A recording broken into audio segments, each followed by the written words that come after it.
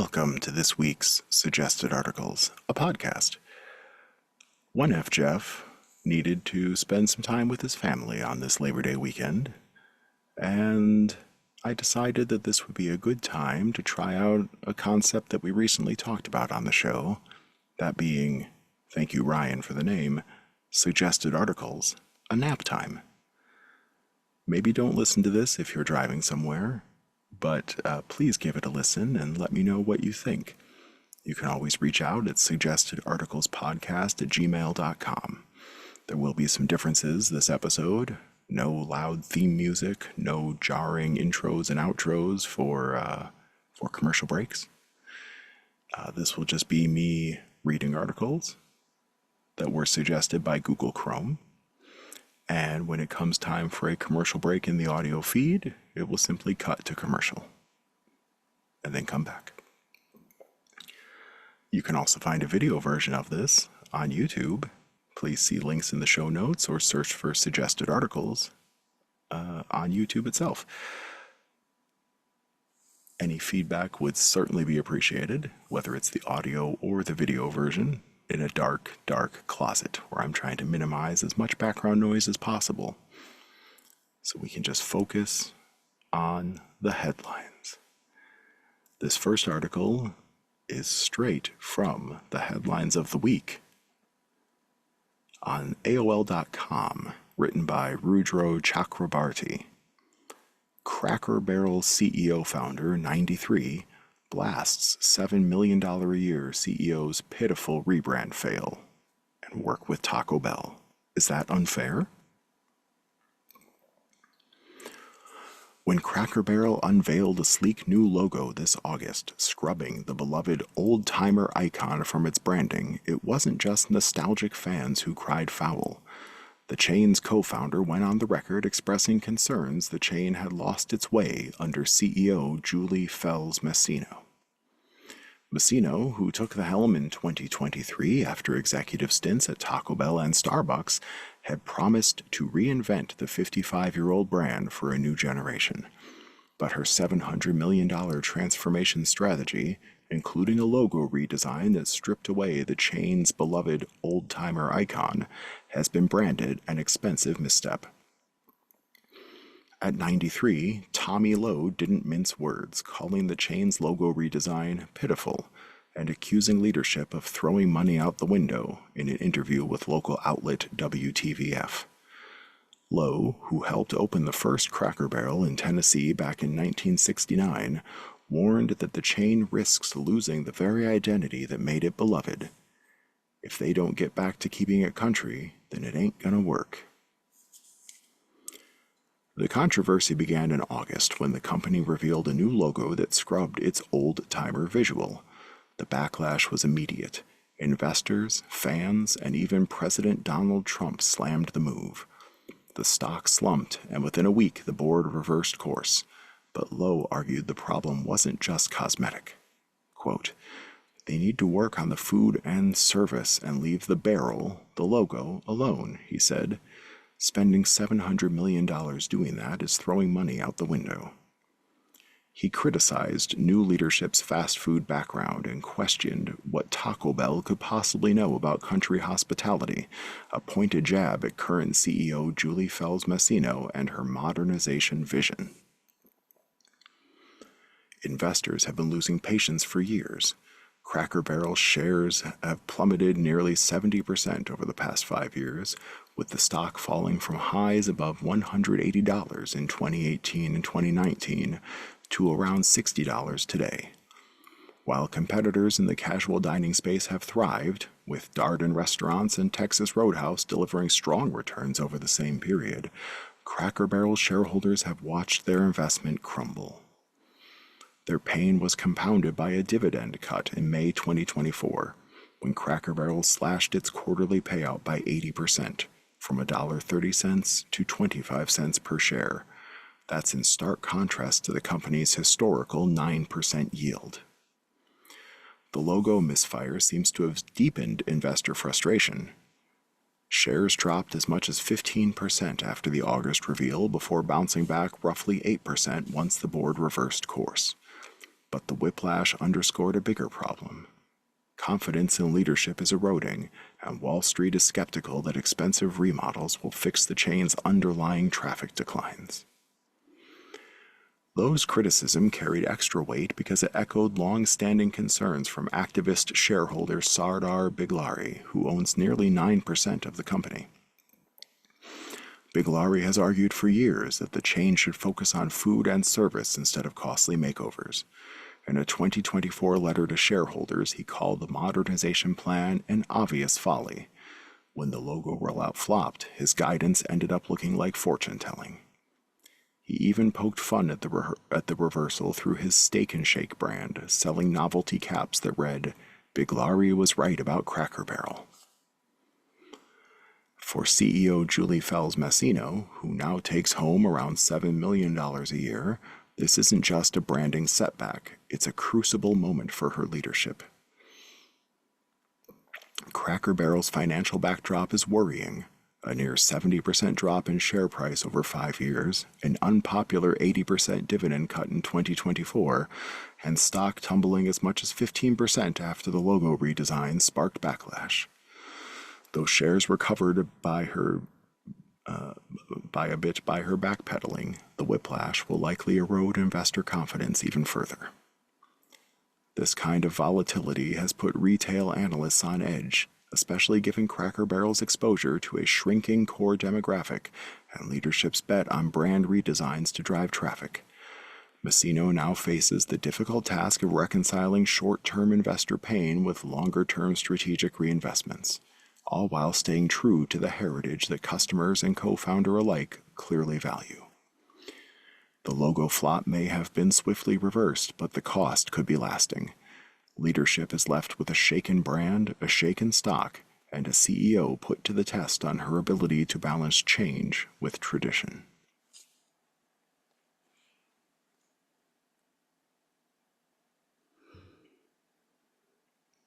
Moving on, we have an article from livescience.com written by Ross Kelly.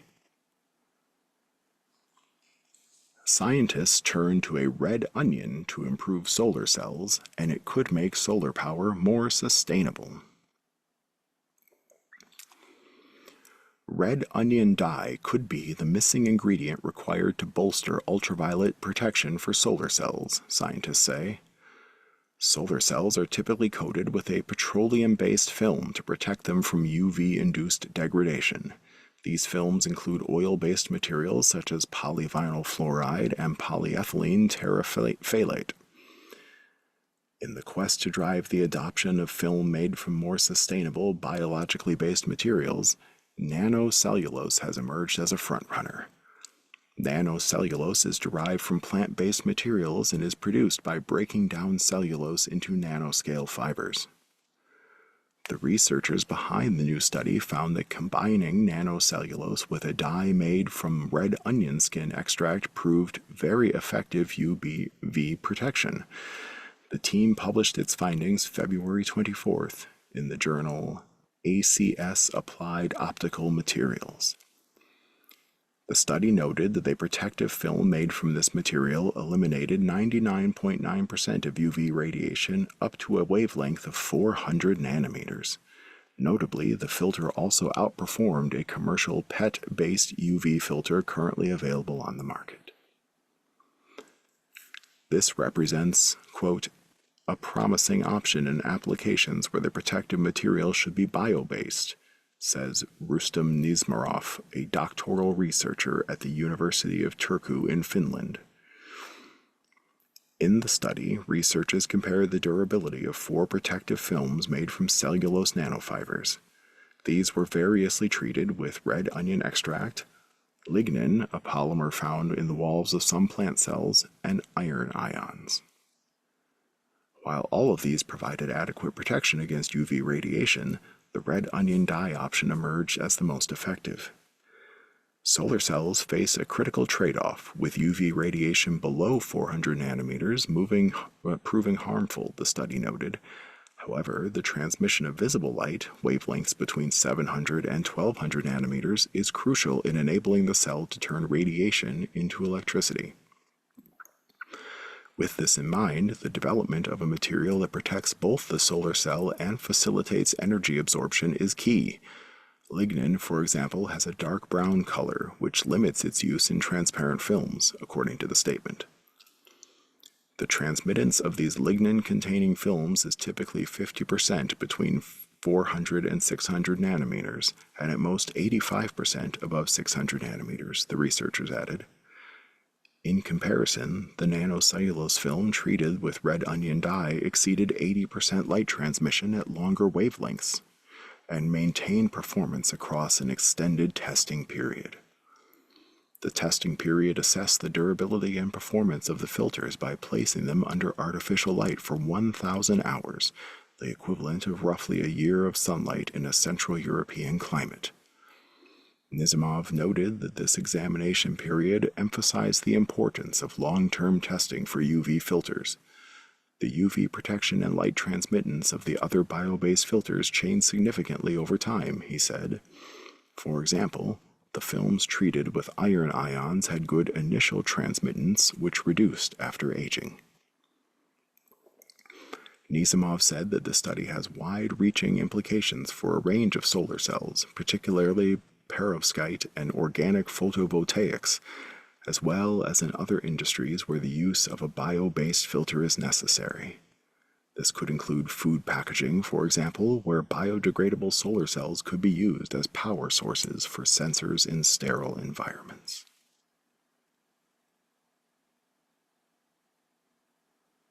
Onions. Is there anything that onions can't do?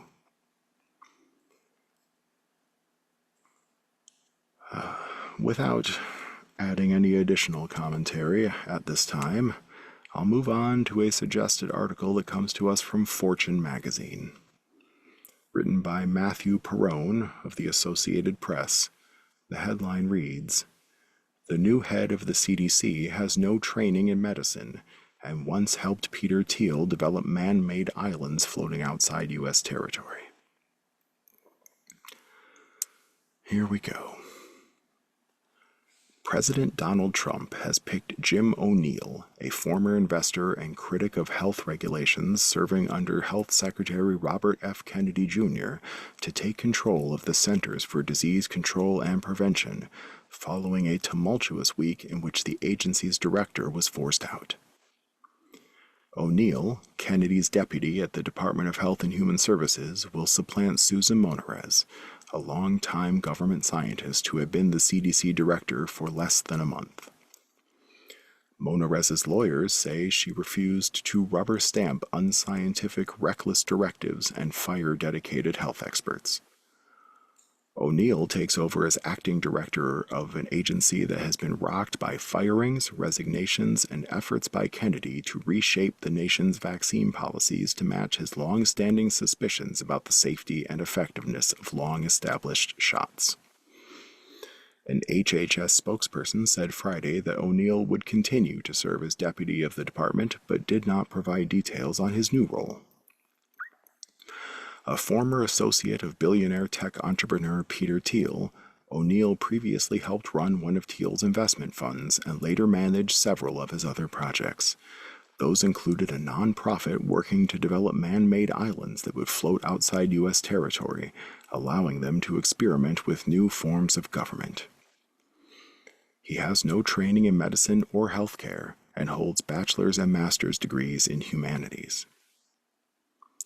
O'Neill has kept a markedly lower profile than Trump's other top health officials, who all joined the administration as Washington outsiders. He's also the only one with experience working at HHS, where he served for 6 years under President George W. Bush. Those who know him say he'll be likely tasked with trying to calm the situation at CDC, though it's unclear what, if any, independence he'll have from Kennedy. Jim O'Neill is a healthcare policy professional, and I don't think anybody can accuse him of being an RFK Jr. sock puppet, said Peter Pitts, a former FDA official under Bush. The question becomes whether the role of CDC director becomes a strictly paper tiger position, where the person only does what they're told to do by the secretary. O'Neill is not closely associated with Kennedy's Make America Healthy Again movement and its efforts against food dyes, fluoride, and ultra-processed foods. He was also not a major critic of public health measures during the pandemic, unlike Food and Drug Administration Chief Marty McRae and other Trump officials. Although O'Neill did use social media to criticize FDA efforts to stop prescribing unproven treatments for COVID-19, including the anti-parasite drug ivermectin. O'Neill has long-standing ties to the libertarian wing of the Republican Party, including Thiel, one of Trump's leading supporters from Silicon Valley. Like Thiel, O'Neill has expressed disdain for many parts of the federal bureaucracy, saying it hinders advances in medicine, technology, and other areas. During Trump's first term, O'Neill was vetted as a possible choice to lead the FDA, although his past statements about the agency raised alarms among pharmaceutical and medical technology executives. In particular, O'Neill proposed doing away with the FDA's 60-year-old mandate of assuring new drugs are both safe and effective in treating disease. In a 2014 speech, O'Neill suggested drug effectiveness could be established after they hit the market. Trump ultimately nominated Dr. Scott Gottlieb, a former FDA official and supporter of the agency's regulatory approach, as commissioner. After being nominated to the HHS post, O'Neill voiced his support for the federal government's traditional system for overseeing vaccines, including the role of the CDC, while refusing to criticize Kennedy's views on the topic. I support CDC's recommendations for vaccines, O'Neill told Louisiana Republican Senator Bill Cassidy at a confirmation hearing in June. I think that's a central role that the CDC has. It's mandated in law. In follow-up questions, ranking Democrat Ron Wyden pressed O'Neill on statements made by Kennedy downplaying the safety and effectiveness of vaccines to prevent measles and other diseases. Secretary Kennedy has not made it difficult nor discouraged people from taking vaccines, O'Neill responded. Within weeks, O'Neill could be asked to sign off on new recommendations from a CDC panel that Kennedy has reshaped with vaccine skeptics.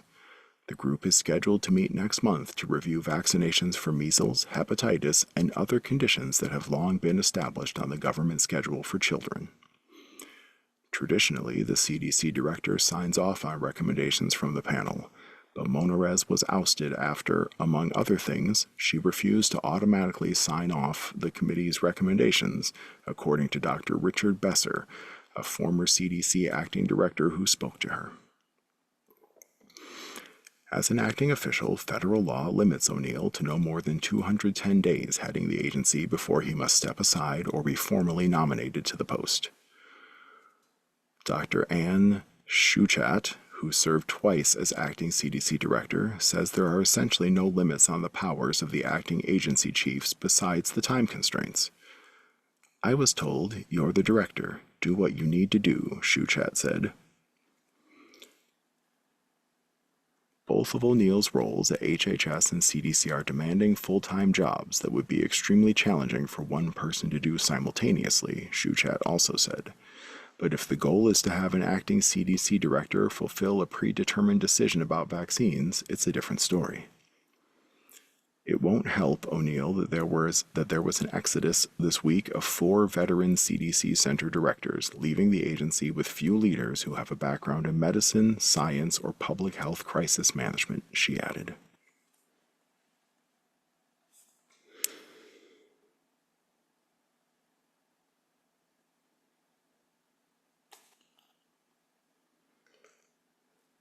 Sometimes I can't explain the algorithm at all. But as I take a drink here, I'm going to say that the next article is from the Smithsonian Magazine.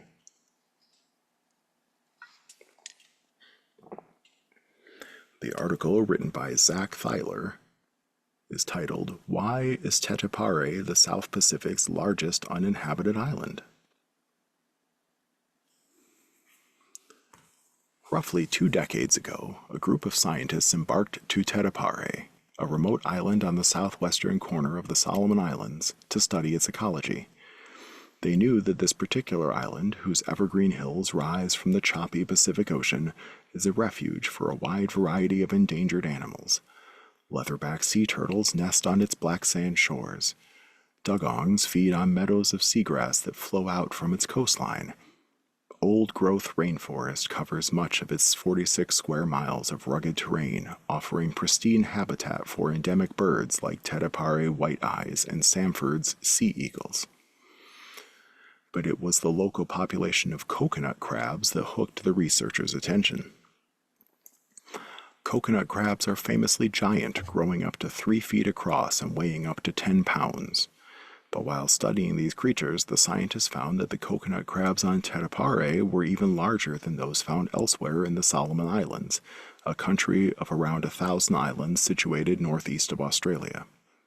A key reason for this, they discovered, was due to the lack of human contact and the harvesting that often comes with it. Besides 2 short-lived coconut plantations, Tetepare hasn't held a permanent human settlement for most of the past 160 years. Today, the island hosts a research station and an eco-lodge with occasional staff and tourists, but with no permanent residents. As a result, Tetepare lays claim as the largest uninhabited island in the South Pacific, and the wildlife continues to live undisturbed by hunting and most other human activity. But this was not always the case. The history of Tetepare's native people is shrouded in ambiguity, and keeping the island mostly untouched has been an ongoing struggle. The people of Tetepare, who are a distinct ethnic group with their own unique, and today mostly extinct, language, abandoned their ancestral land for mysterious reasons more than a century and a half ago. Over the years, various stories took root within the community of displaced descendants to explain the loss of their homeland. Some believe the exodus was caused by the curse of a sea devil. Others believe disease swept through the island, but oral tradition also suggests brutal headhunting raids drove them away. They lived in fear of headhunting, says Mary B., a descendant of Tetepare and co-founder of the Tetepare Descendants Association. She explains the headhunters had little regard for human life. It's just like playing soccer somewhere, she says. They came for trophies, a lot of heads. As the story goes, the raids became so severe that only a handful of women managed to escape in dugout canoes paddling away to nearby islands. There they found refuge and started families, ensuring the survival of their people. Today, nearly 4,000 individuals are officially registered with the Tetepare Descendants Association, but many more descendants are scattered throughout the Solomon Islands, B says. Since the mysterious exodus, Tetepare has remained uninhabited despite its massive size, fertile soil, freshwater sources, and abundance of valuable natural resources. According to B, this is because the spirits of her ancestors wish for the island to remain abandoned. We call it the spirit of this island. They're alive, and they can hear, and they can make decisions, she says. Those who step foot on the island experience a surreal sensation, according to B. You cannot stay more than 3 days, she adds, without feeling that push to leave. Instead of living on the island, many descendants are taught to connect to their ancestral home spiritually, starting from a young age. When B was a young girl, her parents taught her to communicate with her ancestors, who are believed to remain on Tetepare through rituals, prayers, and storytelling. Today, she teaches young descendants these same traditions. Our inheritance in our blood is strong, she says. But the physical separation from Tetepare has made many nervous that an outside group could seek to claim it. Today, descendants live mostly scattered across the western province of the Solomon Islands, which includes Tetepare. Rendova Island, where B spent her childhood, is nearest to Tetepare, separated by about 1.5 miles of ocean at its closest point, though many communities lie much farther away. Traversing the open ocean by canoe or motorized boat, the most common means of transport across the archipelago, can be dangerous. As a result, some descendants, especially those living far away, rarely have the chance to visit their ancestral home. B, for example, first stepped foot on Tetepare as an adult after her deepest fear became a reality: A logging company sought to plunder Tetepare's forests. Wilco Bosma, a forestry expert from the Netherlands, came to the Solomon Islands nearly 30 years ago as the timber industry boomed, during which time he founded the Natural Resources Development Foundation to promote sustainable forest management. At the time, international logging companies turned their sights on the Solomons for its abundance of untouched lowland rainforest with high-value hardwood trees such as fuchsia, dillenia, and calophyllum. The logging industry quickly spiraled out of control, fueled by supportive government policies and high demand for hardwood timber in neighboring Asian markets. But by the 1990s, timber harvest more than doubled over what were deemed sustainable levels, leading some analysts to predict in 2005 that forests would be depleted in just 15 years. Bosma describes how the logging companies stripped the forest bare of all kinds of trees, not just approved hardwood species, but even protected species like rosewood, to satiate the market demands. Although the Solomon Islands have a code of logging practice, logging companies ignored these rules, he says. They know that the government has problems to enforce and monitor, Bosma says, which stem from budget constraints and lack of staffing. As a result, the environmental damage is massive. While deforestation is the obvious effect, erosion and pollution runoff from logging activity also have disastrous effects on surrounding reefs. The soil and pollution smother corals and slowly kill ocean habitat, like the seagrass and dugongs depend on. Meanwhile, clearing trees wipes out the habitat for animals like the Tetepare white-eyes, coconut crabs, which are vulnerable to extinction, and saltwater crocodiles that nest among coastal mangroves. Witnessing the ecological fallout of logging had a lasting impact on Bee as a young woman growing up on nearby Rendova Island. Logging has destroyed our lifestyles, she says. The majority of Solomon Islanders are dependent on subsistence agriculture and hunting. She describes how the loss of forest cover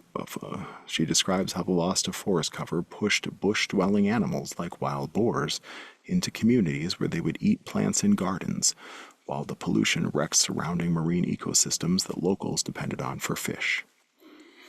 But over the decades, many Solomon Islanders have invited logging companies to harvest their lands due to the financial incentives they offer, Bosma explains.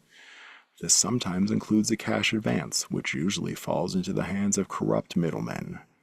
Bosma notes that communities often receive royalty payments, but the percentage is small, and payments usually run dry after a year or two, following the shipment of all the timber harvest. In a country where around a quarter of the population lives under the international poverty line, these financial incentives, however dubious, can be enticing.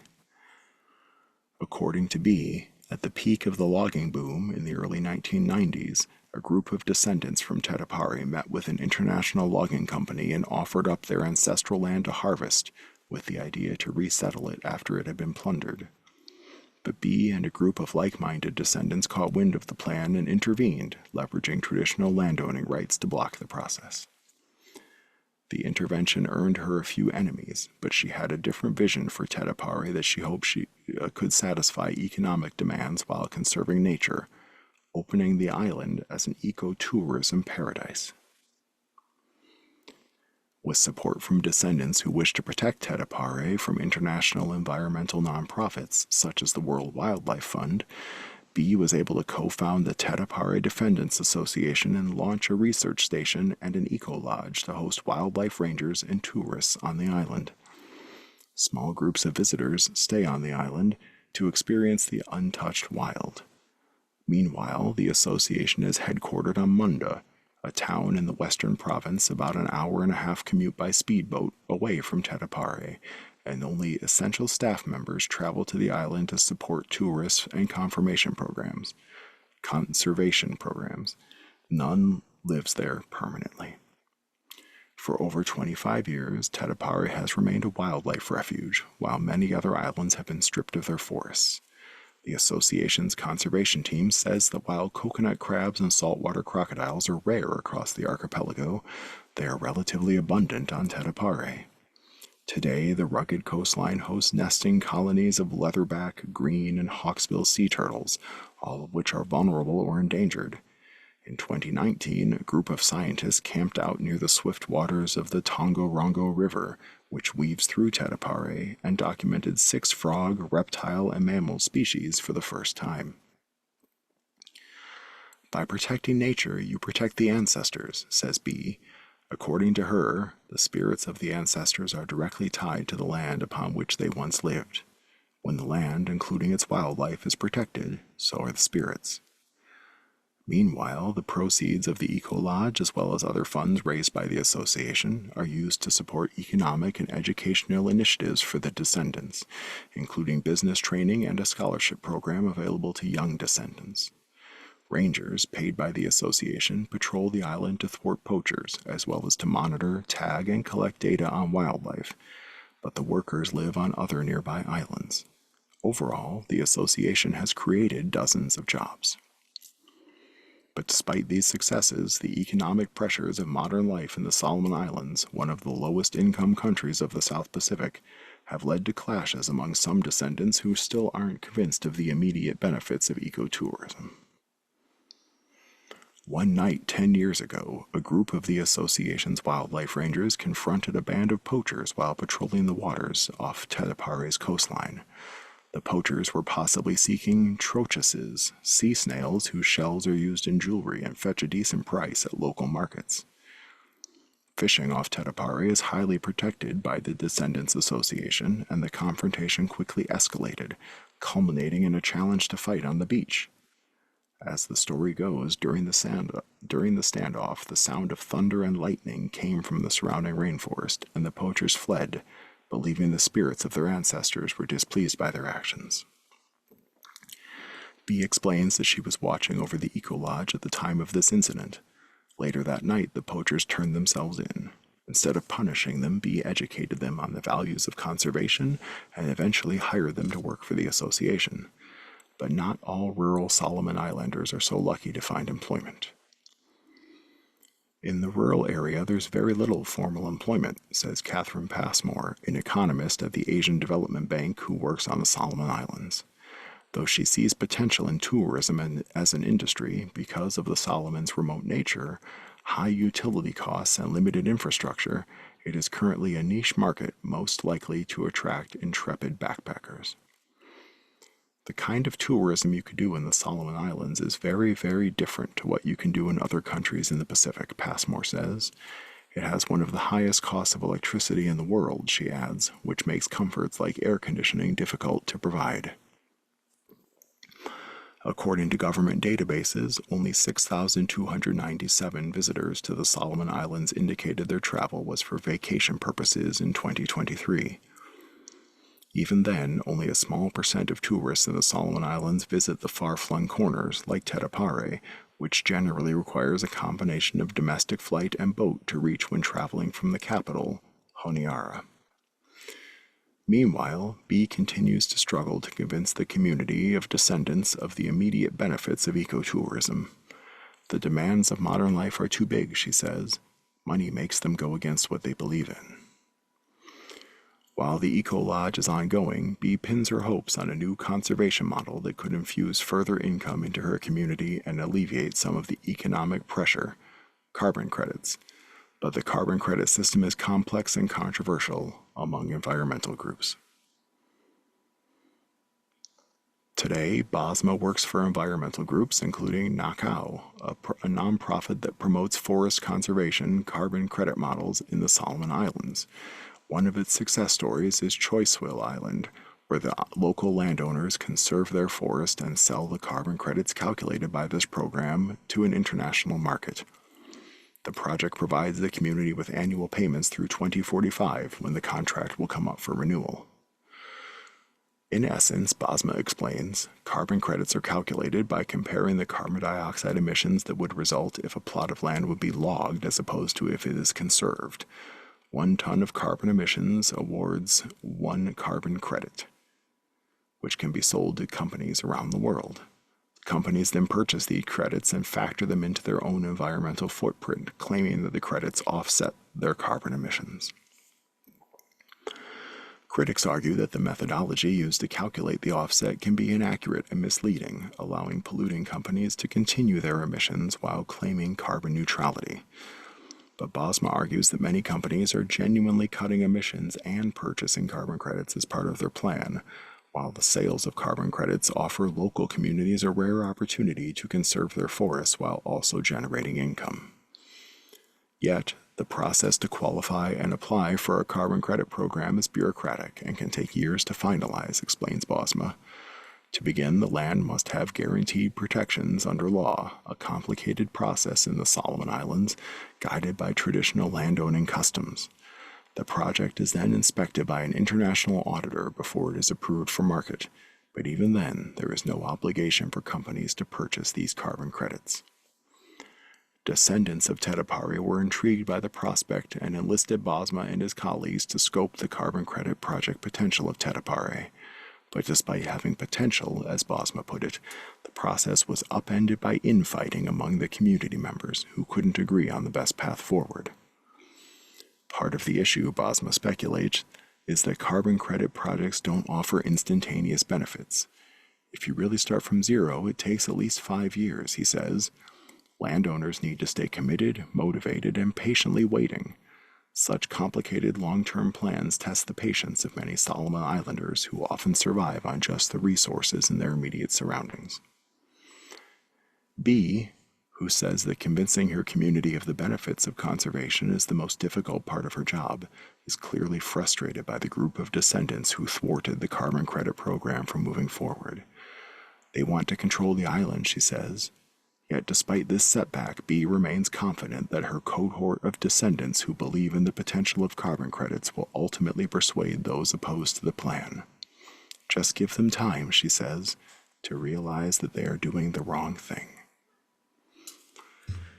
Well, that was a very long article. But interesting. Perhaps we should go to something a little lighter as I move on and take another drink of water.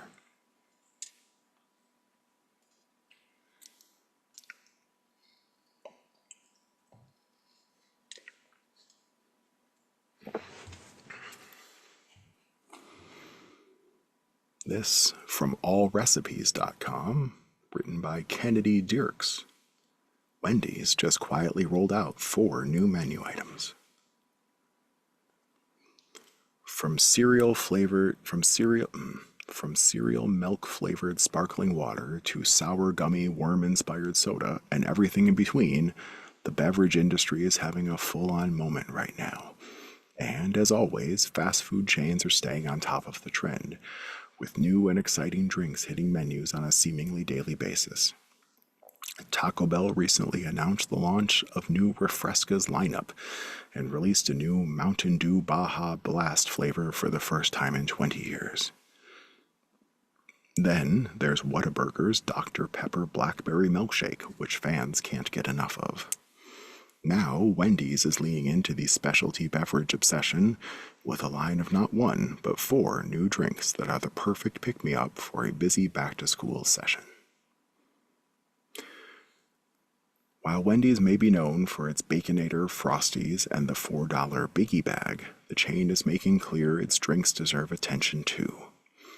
Wendy's is stepping up its coffee game with an all-new Cold Foam Cold Brew, which comes in 2 sweet flavors. Fans can snag either a caramel or chocolate cold brew, each lined with delicious brownie butter or caramel sauces. And yes, they are the same sauces used in Wendy's delicious new Frosty Swirls and Frosty Fusions. Plus, each coffee is pumped with chocolate or caramel syrups for maximum flavor before being topped with a fluffy cold foam that gives Starbucks a run for its money.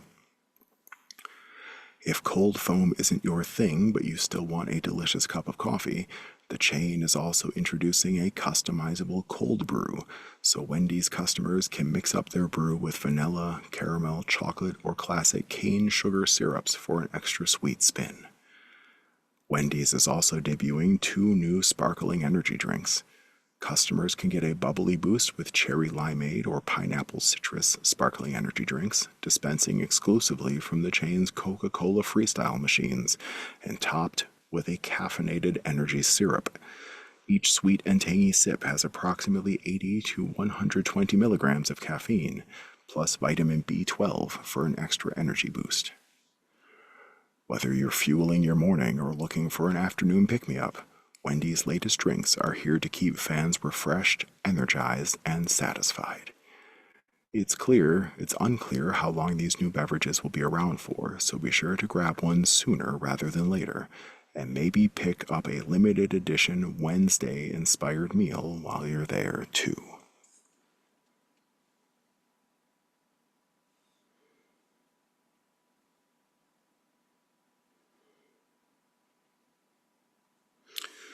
Well, that was some lovely, probably paid promotional content for a fast food company. So let's move on to Collider.com, an article written by Marcel Ardavan, the 10 greatest hard sci-fi movies of the last 25 years, ranked. Marcel writes, hard science fiction is a subgenre of sci-fi that celebrates the science aspect in the genre. Instead of leaning on fantasy tech or impossible shortcuts, these stories root themselves in real scientific principles and plausibility. The classics of this genre include Stanley Kubrick's 2001: A Space Odyssey and Andrei Tarkovsky's Solaris. The movies in this genre explore how humanity might realistically respond to extraordinary circumstances, while the drama doesn't come from bending science but from pushing it to its very limits. Over the past 25 years, filmmakers have crafted some of the most ambitious and thought-provoking entries the genre has ever seen. These movies balance spectacle with rigor, using meticulous research and consultation with actual science to make their worlds believable. Here in this list, we will take a look at the movies that have been at the forefront of the sci-fi genre. The following movies represent the very best of what hard sci-fi can offer: smart, grounded, and utterly awe-inspiring cinema. Number 10. The Wandering Earth 2, 2022.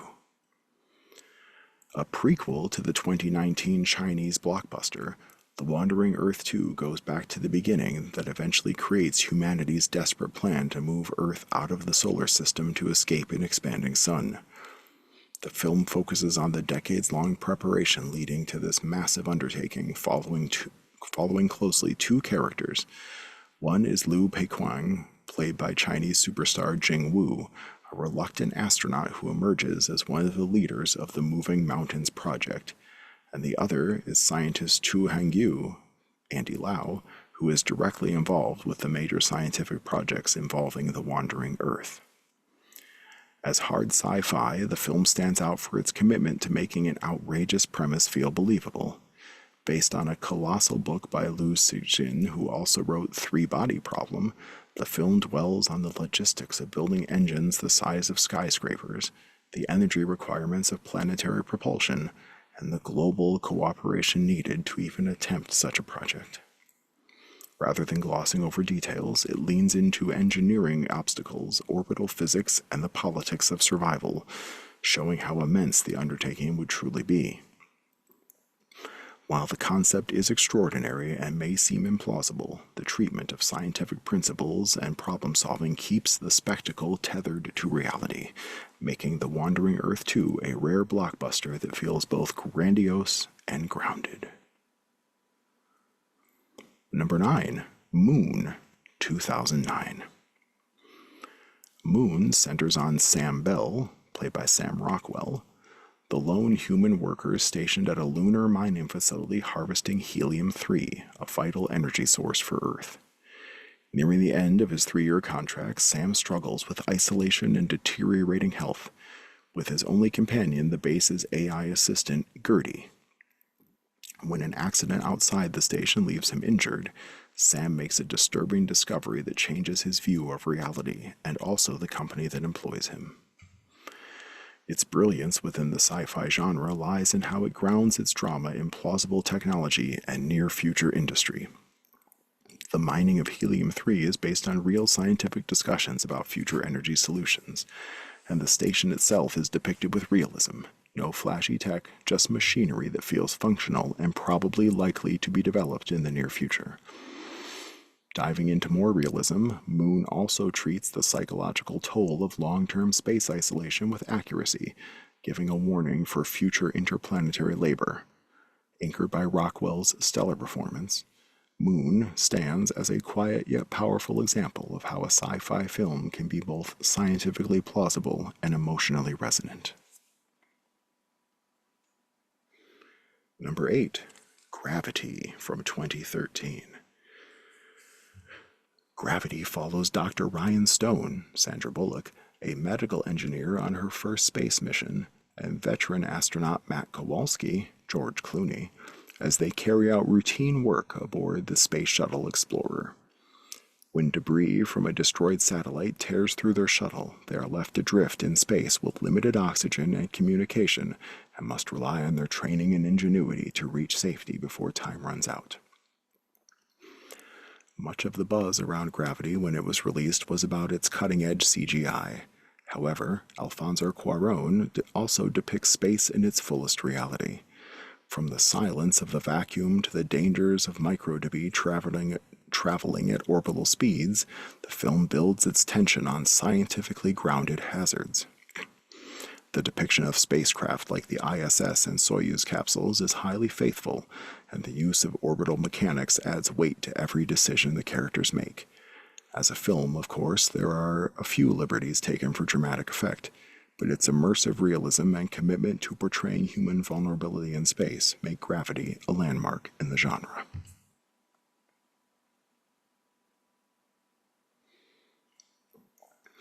Number 7. Coherence, 2013. Set over one evening, Coherence begins with a group of friends gathering for a dinner party as a comet passes unusually close to Earth. As the night unfolds, they discover that the comet's presence has somehow created overlapping realities, with multiple versions of themselves crossing paths.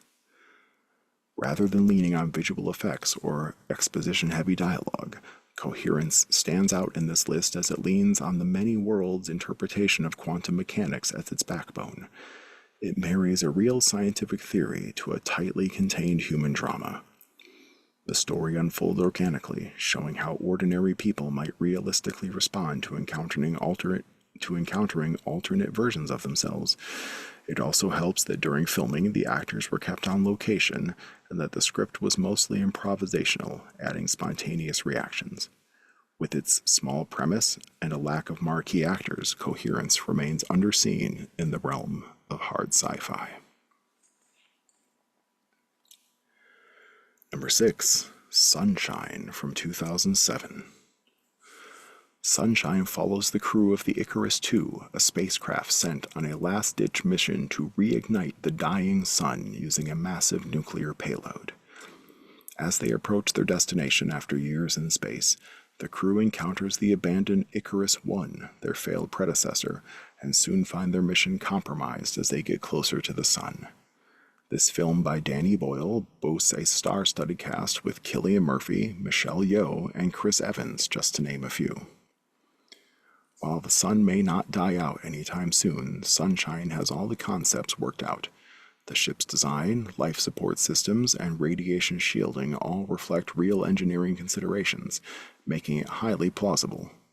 The depiction of dwindling resources and the psychological toll of space travel adds further realism, grounding the story in challenges that astronauts would genuinely face. Though the final twist sees the last act veer into slasher territory, Sunshine remains a striking example of science-driven storytelling. It also does not hurt that the film is excellently produced, and shot.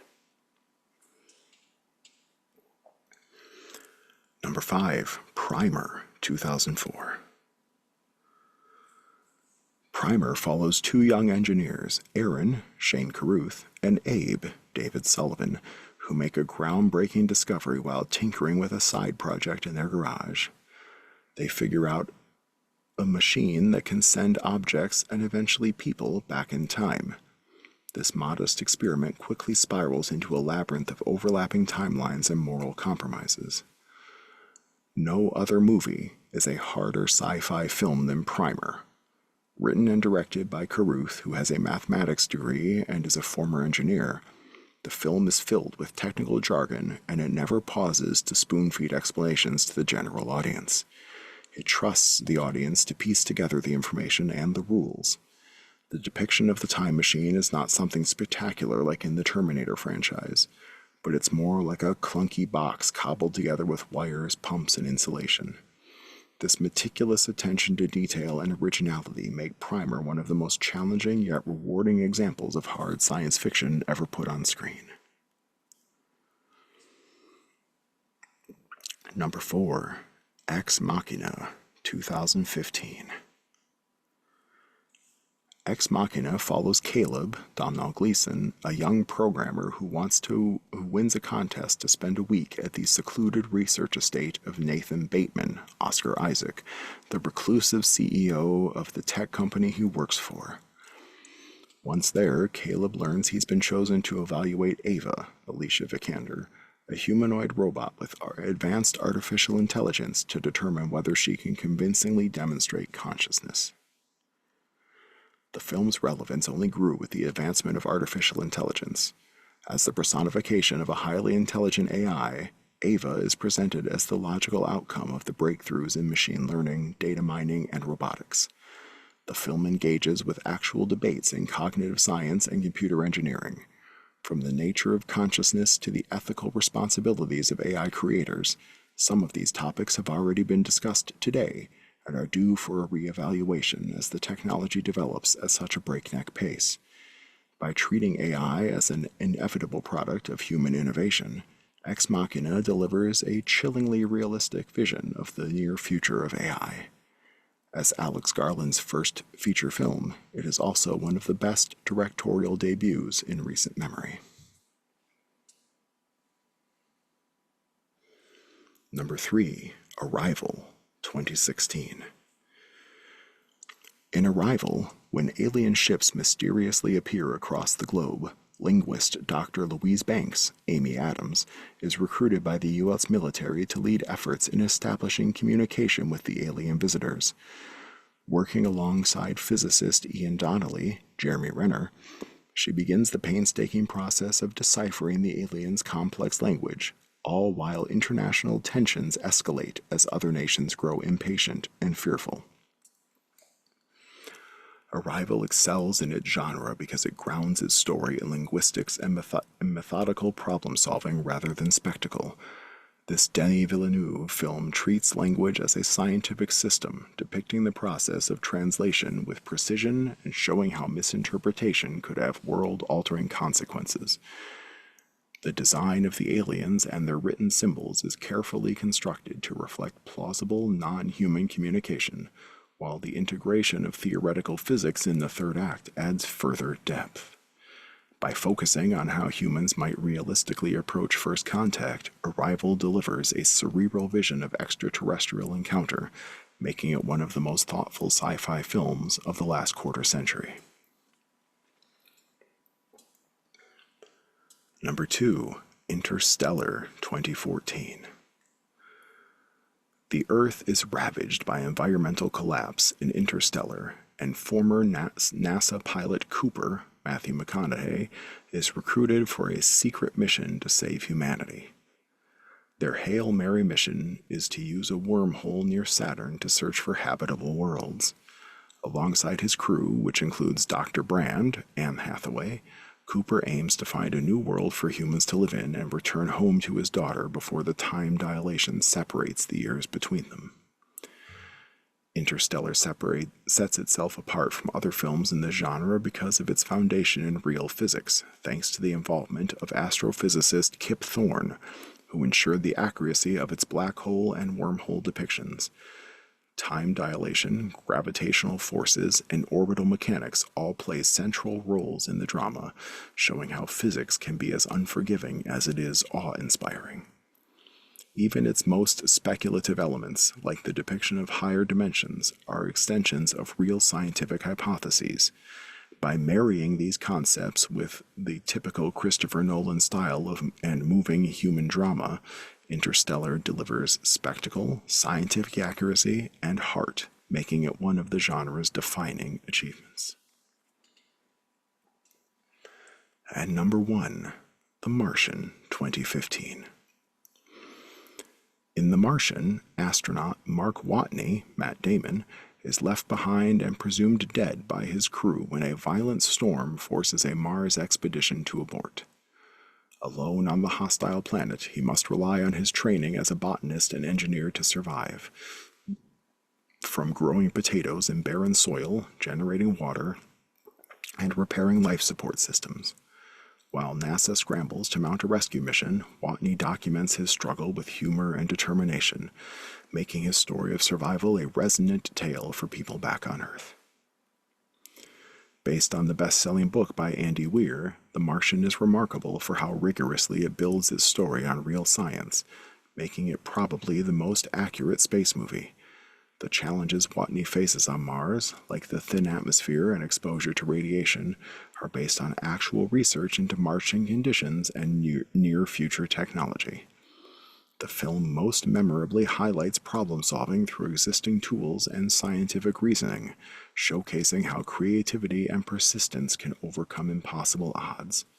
Its respect for physics, engineering, and biology makes The Martian one of the most grounded and inspiring depictions of space survival ever put to screen.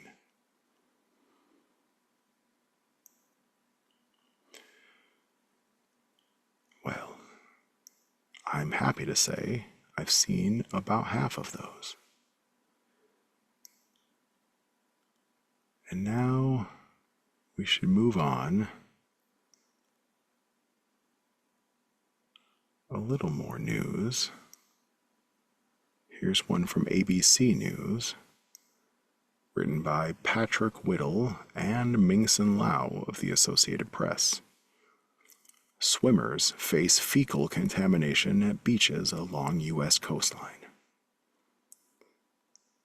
Thousands of Americans will head to the beaches for one last summer splash this Labor Day weekend, but taking a dip might be out of the question. Many of the beaches will caution against swimming because of unsafe levels of fecal contamination. Beaches from Crystal River, Florida to Onquit, Maine have been under advisories warning about water quality this week because of elevated levels of bacteria associated with fecal waste. The advisories typically discourage beachgoers from going in the water because the bacteria can cause gastrointestinal illness, rashes, and nausea. There have been closures this week at some of the country's most popular beach destinations, including Keys Memorial Beach in the Cape Cod village of Hyannis in Barnstable, Massachusetts, Benjamin's Beach on Long Island in Bayshore, New York, and a portion of the Imperial Beach shoreline near San Diego. Even on the pristine white sand beaches of Hawaii, the Hawaii State Department of Health is warning of high bacteria count at Kahalu Beach Park on the Big Island. It's a long-standing and widespread problem. Nearly 2/3 of beaches tested nationwide in 2024 experienced at least one day in which indicators of fecal contamination reached potentially unsafe levels, conservation group Environment America said in a report issued this summer.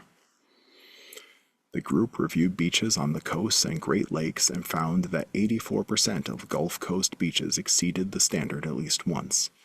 The number was 79% for West Coast beaches, 54% for East Coast beaches, and 71% for Great Lakes beaches. The report also said that more than 450 beaches were potentially unsafe for swimming on at least 25% of the days tested. A key reason is outdated water and sewer systems that allows contamination from sewage to reach the places where people swim, said John Rumpler, Clean Water Director and Senior Attorney with Environment America. These beaches are a treasure for families across New England and across the country. They are a shared resource, said Rumpler, who is based in Boston. We need to make the investment to make sure that literally our own human waste doesn't wind up in the places where we are swimming.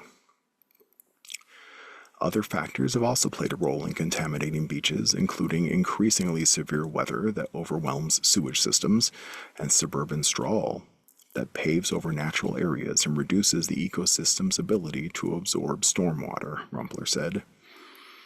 But many people plan to jump in the ocean anyway, despite a 2-day warning of elevated fecal indicator bacteria last month at Rehoboth Beach, Delaware. Beachgoer Jaromir Oreshkovich was not concerned. I really don't expect to be in any kind of danger of fecal contamination, said Oreshkovich, a retired dentist. He said he didn't think Rehoboth was close enough to notable pollution to be concerned, and he expected the ocean's natural currents to take care of any problems within the contamination area. Dana West, a federal worker visiting Rehoboth Beach, recalled an instance earlier this year where a dozen members of his vacationing party experienced gastrointestinal issues. The symptoms occurred after they went on a snorkeling excursion, an activity that increases the likelihood of swallowing seawater, off the coast of Isla Mujeres, Mexico. It was an unpleasant experience, but he doesn't expect a repeat this weekend in Delaware. But generally, I have no concerns about the level of fecal and bacterial matter, said West while admiring Rehoboth's shore. I assume the local authorities will tell us if there are higher levels than normal. Despite West's confidence, some beaches in the area of Rehoboth, including nearby Rehoboth Bay and Dewey Beach Bayside, were indeed underwater advisories this week. Such advisories are not always posted on public signs. Environment America assessed beach safety in its report examining whether fecal bacteria levels exceeded standards set by the U.S. Environmental Protection Agency that trigger an alert to avoid the water. Fecal bacteria at those levels can cause illness in 32 out of every 1,000 swimmers. In North Carolina, 5 beaches were under advisories in late August because of elevated levels of fecal bacteria. The beaches are open, but swimmers are advised that going in the water could be risky, said Aaron Brian Mullish, an environmental program supervisor with the North Carolina Department of Environmental Quality.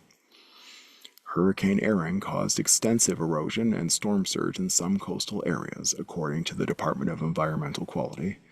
Heavy rain events this summer also exacerbated the contamination problem in some areas, Brian Mullish said. Those storm drains carry everything, Brian Mullish said. It could be really bad for someone who is immune compromised.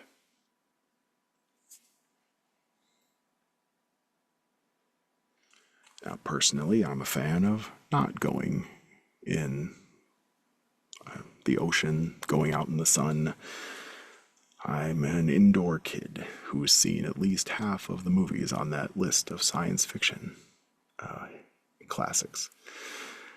And because of that, now that we've covered some news, some politics, some poop, let's end This Is For You, listener Rob, on woodtv.com, WOOD TV, somewhere in this country, written by Zach Kaplan. Taco Bell hits rewind with Decade's Y2K menu featuring 5 revived items. Taco Bell is bringing back some of its fan-favorite menu items from the 2000s, the popular fast food chain announced Thursday. The Decade's Y2K menu is set to launch nationwide September 9th and will revive highly coveted items such as the Cool Ranch Doritos Locos Tacos, Caramel Apple Empanada, 7-layer burrito, double-decker taco, and chili cheese burrito, all for under $3. Taco Bell Rewards members will have special early access to the Caramel Apple Empanada from September 2nd through the 8th before it reaches menus around the country. To celebrate the 20th birthday of the Crunchwrap Supreme, Taco Bell is also releasing the $9 Discovery Luxe Box, which includes a Crunchwrap, Cool Ranch Doritos Locos Tacos, a Crunchy Taco, nachos, and a medium fountain drink. No one did the 2000s like Taco Bell. That era gave us some of our most iconic menu items, including the Crunchwrap Supreme, which remains one of our best sellers 2 decades later, said Taylor Montgomery, Chief Marketing Officer. Coinciding with the rollout of the revived menu items, Taco Bell will also introduce 3 limited edition Y2K themed merch drops, including a collaboration with legendary tattoo artist Ed Hardy. Additionally, Taco Bell is introducing the world to the Crunchkin, an interactive digital pet that can be cared for to unlock rewards on the app. The nostalgic taco-loving fun doesn't stop there, as select Taco Bell Rewards members were invited to attend Taco Bell's Decades Y2K party Thursday evening. The special one-night-only event will feature a performance from 2000's icon and Grammy-winning artist Lil Jon. In other news, the chain is re-evaluating plans for its AI drive-thru experience. But perhaps that is an article for another day. If you were listening to this to put you to sleep, I hope that by now sleep has reached you. If you've listened to this while driving in your car, I hope you're okay. Either way, I will end as we always end, with a quick but gentle prayer. As I say to all of you, and to the powers listening, all hail the algorithm.